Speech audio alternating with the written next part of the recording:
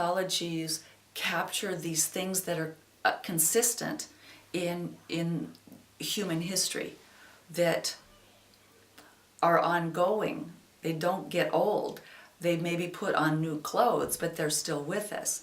And mythology helps you tap into that.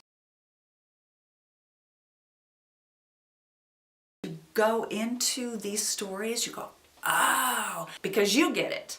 And then what you do with it, because it's a tool that you're now a master of, you'll get it. And that will shine through your story regardless of what the story is. If you understand what's underneath it, then you can make it light, whimsical, fantastic, funny, but you're in control of it. When you don't understand this stuff, it comes across as superficial, flat, and meaningless. So Joseph Campbell says the hero's journey is a magnification of the rites of passage.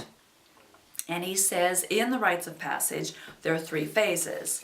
There's separation, initiation, and return. So in the storytelling, that just happens to coincide with Aristotle's beginning, middle, end. So you've got your Act 1, your Act 2, and your Act 3. I think it itself is a form. It is itself an archetype. And so if you're using that as a form, and the hero does go through the hero's journey, I believe that the audience experiences it along with the hero. The archetype is the unconscious precondition of every human life. Archetypes are not specific images, but rather generalized forms from which individual images arise. Archetypes are universal constituents of myth.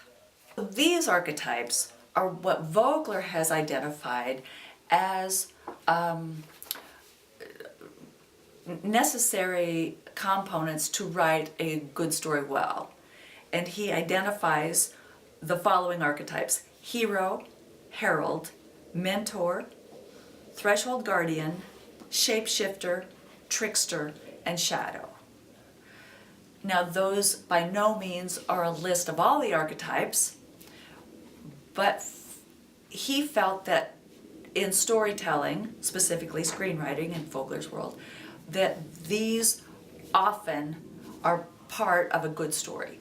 The more of those you see, the more you're able to understand the archetype. So just the notion of archetype, I think, is an image of an energy.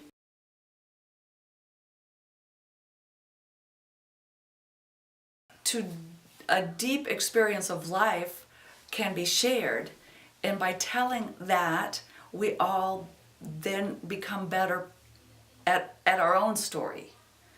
And so if we don't know, if we don't have the skills, if we don't have the knowledge, the tools to even name our own story and the depth of our own story, then we're failing those who come behind.